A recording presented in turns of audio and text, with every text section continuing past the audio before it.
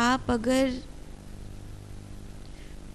परंपराएं बदल रहे हैं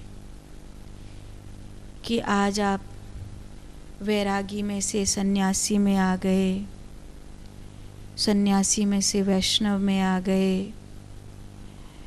वैष्णव से आप शैव परंपरा में आ गए, आप इधर से उधर बस भटक रहे हैं। कभी आप राधा रमण जी को प्यार करने लग जाते हैं, तो कभी आप माता रानी को प्यार करने लग जाते हैं, तो कभी आप महादेव को ही, महाकाल ही मेरे सब कुछ हैं। आपका दोष नहीं है ये। समस्या ये है कि आपको मंजिल नहीं मिल रही है, आपको शांति नहीं मिल रही है। कभी आप राम राम जप रहे हैं, कभी आप राधा राधा जप रहे हैं, कभी आप नारायण का मंत्र जाप कर रहे हैं, तो कभी आप शिव का मंत्र जाप कर रहे हैं। और फिर किसी संत महात्मा के पास जाते हैं, तो जो जिस परंपरा के हैं वो अपनी परंपरा की बात कहते हैं कि भाई हम तो भाग्यशाली हैं, हम तो इस परंपरा के हैं। राधा बल्लभ में जाओगे वो अपनी कहेंगे, गौड़िया में जाओगे वो अपनी कहेंगे,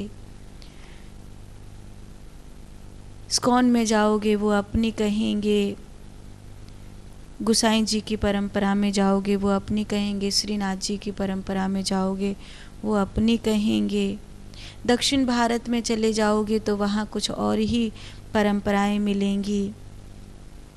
मतलब जहाँ जहाँ आप उत्तर भारत में, दक्षिण भारत में, पंजाब में, राजस्थान में, जहाँ जहाँ आप जाएंगे वहाँ की अपनी अपनी परंपराएं मिलेंगी।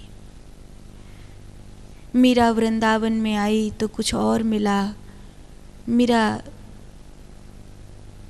चित्तौड़ में थी तो कुछ और था, मीरा जब द्वारिका पहुंची तो मीरा को कुछ और भाव दशा मिली। बदलते रहो, कितने बदलते रहोगे, पर बदलते बदलते बदलते बदलते कहीं तो आपको ठहरना पड़ेगा। जब कहीं ठहरना ही है तो फिर एक निश्चय मानिए।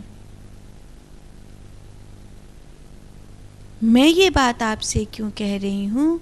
मैं ये बात आपसे इसलिए कह रही हूँ कि आप इसलिए परंपरा बदल रहे हैं क्योंकि आप उस परंपरा की अंतिम गति पर नहीं पहुँचे हैं।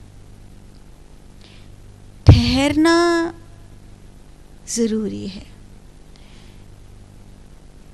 सब कर लिया, सब कर लिया, अब सब करने के बाद सब छोड़ दो।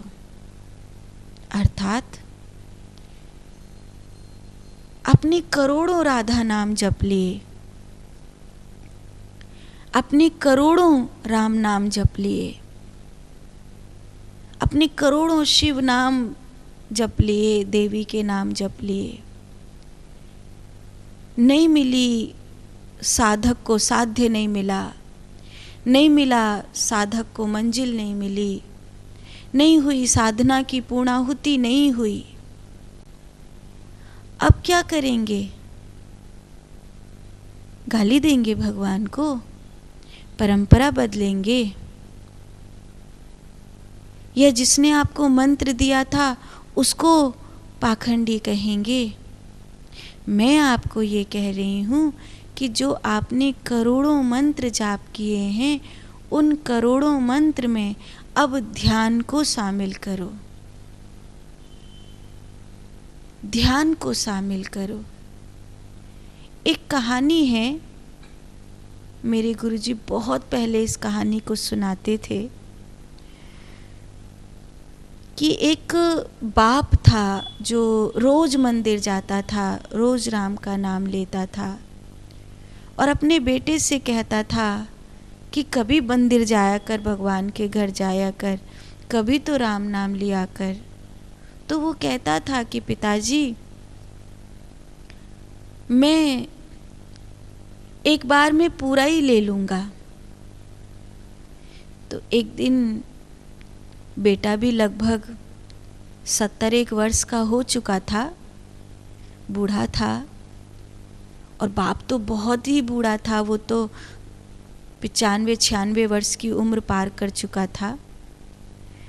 तो 95-96 वर्ष के बाप ने अपने 71 वर्ष के पुत्र से कहा कि कब लेगा राम का नाम, कब जाएगा मंदिर,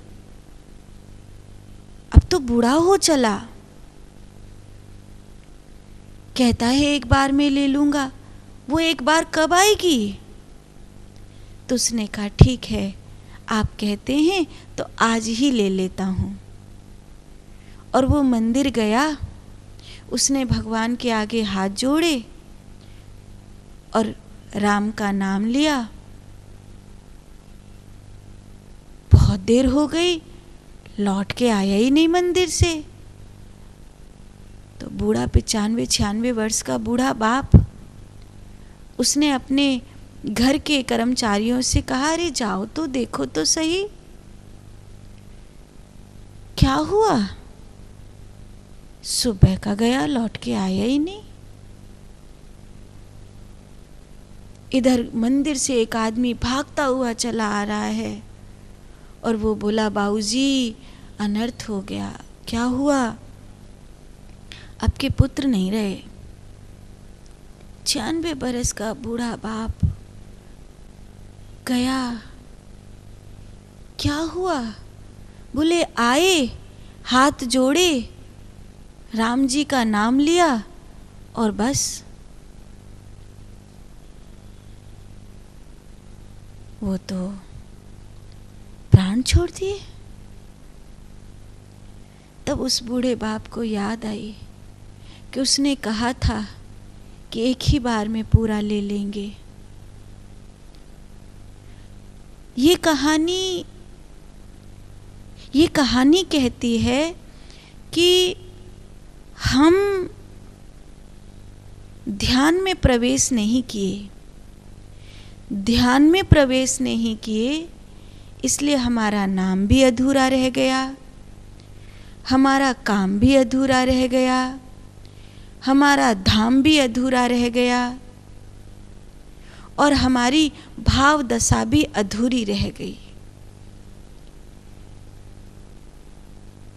माँ बचपन में हमसे कहा करती थी, ध्यान से स्कूल जाना, ध्यान से टिफिन खा लेना,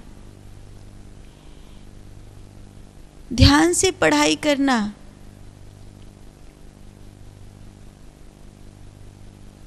ध्यान से चलो, ध्यान से भागो, ध्यान से बोलो। हर चीज में ये शब्द हमने सुना है बचपन से लेकर आज तक। ये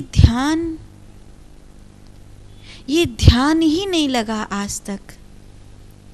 मंत्र जाप किया पर ध्यान से नहीं किया, मंदिर गया पर ध्यान से नहीं गया, शास्त्र पढ़े पर ध्यान से नहीं पढ़े, सत्संग सुना पर ध्यान से नहीं सुना, कीर्तन किया पर ध्यान से नहीं किया, पूजा पाठ करी पर ध्यान से नहीं करी, दान पुण्य किया पर ध्यान से नहीं किया, गौ सेवा करी पर ध्यान से नहीं करी, साधु को भोजन कराया पर ध्यान से नहीं कराया, माला फेरी पर ध्यान से नहीं फेरी।